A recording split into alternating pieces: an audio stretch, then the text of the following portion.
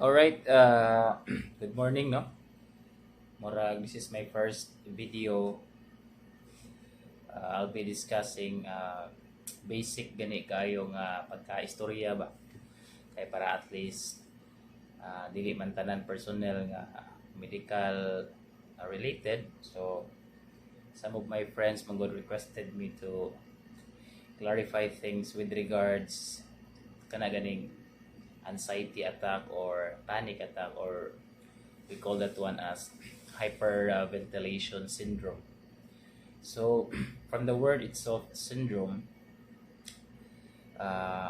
di na siya ingon nga one cause lang or isa lang reason, no? Daghan kay tag factors nga pwede na to ma-support ana. But with regards to anxiety or a panic attack, based on my experience lang niya as ambulance crew, mostly it is triggered by emotions, no? Naiuban na mo, maabta na mo sa area nga makilak, nag-aaway gikan. Okay, so usa na sa mga timailhan kay kanira bang hyperventilation, kung physically tanaw ni mo ning mga pasyente ha, they're having a difficulty in breathing. So o di mo ni siya i-assess og tarong, makaunahuna din ta nga ato dayon ni siyang i-admit, no, kay para ma-oxygen. Pero sa tinuod lang, based on my experience sa kadaghan akong kaso aning hyperventilation, murag wa kaabot 5 among nadala sa ER, pero the rest gid maulian ra gid siya, no? So ang nahitabo mo ganda ng hyperventilation, no? Kay nanubra bitaw na imong oxygen, ang kag oxygen saturation sa imong dugo ba. So gamay kay kag carbon dioxide, no? So may mailhan po na nimo kay kabantay ka sa mga nagmagilak-hilak, murag mas daghan ang hanggap kaysa exhale, no? Kumantay magbako ba. So probably one of the reason nga nung taas kay ilang concentration sa oxygen, at the same time gamay kay ang carbon dioxide, no? Supposed to be balance ginta na dapat. Then pag di na siya mabalanse, and mao na makakita na tag mga symptoms like, of course, paspas imong ginawa, manggahi imong mga extremities, no? We call that one as metacarpal spasm, no? Mag-ana imong mga tudlo. So the reason po na is due to the high concentration sa oxygen nga naa sa bloodstream. Katong familiar mo ng calcium, that's one of our electrolytes man, no? And of course, dako pud kanang role ang calcium with regards sa muscles, no? With regards sa yang muscles, sa ato ang muscles, no? Pagpaliho, ignition niya. So basically, during a hyperventilation, no? Due to decreased carbon dioxide, daghan kay siya oxygen, maka-decrease magunit siya sa free-flowing calcium. So it could lead to gitawag na nato og hypocalcemia. So ubos imong calcium level sa blood, maka-twitch na siya sa muscles, and that could be the reason nganong makabantay mo anang mag-hyperventilate nga murag mga gahi ang mga kamot, no, mang twitch ang mga tudlo and tungod na. But kung for example ma-level na, no, mapasakan na nato iyang carbon dioxide, no, through deep breathing, mabalance na, no, with the oxygen o ang carbon dioxide sa usa ka tawo nga nag-hyperventilate, then probably ma-normalize na pud to katong calcium level nga mo to hinungdan nganong nanggahi ang iyang kamot niya, which is pakuyawan po din ta nga ala na unsa man ni basing gi-atake ba ana. Okay, gawas ana kay ma-misinterpret magud sa ni sa uban nga basin og nagin ni siya kanabang underlying, pero posible pod biya ha. Pero mo na nga og di ka ka-assess anig taro, masipyat ka ani, pwede nga katong matigaan ni mo paper bag or bulsita kato na hinuong tinuod gid nga naglisod og ginhawa, like na mga lung problem or sakit sa baga or sakit sa heart, matigaan to nimo og bulsita, no, which is dili pwede kay syempre heart attack or na ilang problem, need man gid siya oxygen. So toxic man to kay kana imong gihanggap nga carbon dioxide, toxic na og imo na ibalik sa lawas. Kanya during heart attack need man tag oxygen therapy ana. During mga lung problem nga nagsuga ginhawa, naging tag oxygen. But in hyperventilation or kaning panic attack or anxiety attack, daghan kag oxygen. That's the reason nga puwa ang mga patient na or murag nag hot flash ba, because oxygen gives color biya, no? Daghan kag oxygen sa blood, makapaha color na nimo.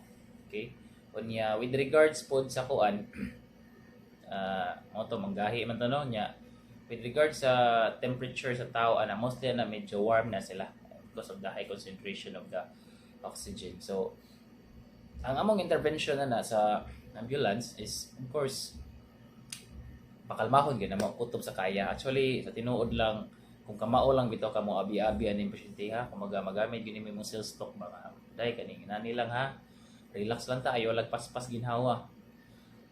Usahay bisan dili na kamo use of paper bag, mapakalma bitaw nimo siya. So we do the what we call forced sleep breathing, no? Amo na among i-apply gid sa area.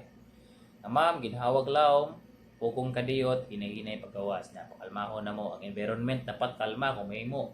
Dim light, pagmon sa ang sounds, dayon if na siya kalalis, kung may mo ipagawas ato kay kung naa pa diha ang ihang kalalis or ang cause nga nung nag-hyperventilate siya, di na siya makuan, di siya maulian. So napoy uban nakabantay ko based on experience, hyperacidity and kaning dysmenorrhea, so could also trigger a anxiety attack or hyperventilation. So among ginabuhat pod, of course we use paper bags, pero ang paper bags is di lang siya kumpiyansaan pod kay hyperventilation magud pwede magud nato ni siya makuan kana bang especially kung naay heart problem, di gid allowed, dili kay mo use, no? Dili kay na mo i-advise ang hyperventilation kay we don't know, no? Basig na heart problem ang patient, then toxic ba itong hyperventilation, I mean katong paper bag. So para safe, deep breathing katong forced sleep breathing unya give nang bang positive reassurance sa patient, pakalmaha, tarunga jog sales talk, abi-abi gig maayo nga, sir relax lang ana. Dungan ta ginawa sir ha, inhale ta, pugong kadiyot, inay pagawas ana. Until such time nga mokalma to siya, then nakabantay mi pag mokalma siya is uban mo bako na, kato ilang mga nanggahi nga fingers is mo kuan na mo relax na to. Kaniya amalay na sige sir, ukab-ukab ang kamot sir, okay na. Okay, uban na maminhod manggahi man gud sila. No to. So nay uban gid madalag ER pero rare gid tanan. Inabot sa ER no. Tawran ra gyud paper bag dito. So mas maayo nga kung sa balay kamo kung kinsa man kay makadungog ani, na may paper bag sa balay, pero make sure lang ha wala gid sila heart problem kay as far as I know dili gid allowed ang paper bag pag may heart problem. So kung kaya lang nga abi-abi lang sa istorya, pakalmahon, deep breathing, no, ginhawag law ma'am, pugong kadit sa mga 3 seconds lang, inya hinay pagawa sa baba, no, ayo ipabugwak. So mo na siya gitawag forced sleep breathing. Okay, pugong balik-balik, niya mo paspas man na sila balik, pwede ra din yung badlungon. Ma'am sir, okay nung to, ayaw paspas kay dungan lang ta ginawa kay okay ikaw ra jud makatabang sa imong self ani, no need ra gid ta adtog ER or hospital, maulian ra ta ani. Okay, so di lang maratol kung mag-hyperventilate kay kaning mga pasyente nga nag-hyperventilate ang mura na ning naratol daan kay magkupot dughan kay buot ba, no, ilang feeling nga murag musud nga hangin. And even me, nakatry po ko na, I don't know kung sa'yo nakatrigger na ko, basig ko siguro to, stress, sa kausara po to noon. So, akong nauna that time, murag lain na, murag mag-di masud ang hangin. So, nakunauna na akong tawag sa akong kauban, padala kong ambulance siguro. May gani, kaya na ako'y pulse ox. So, mostly mag-hyperventilate. Kanang pulse oximeter mo, kuha mo ko na siya oxygen ba?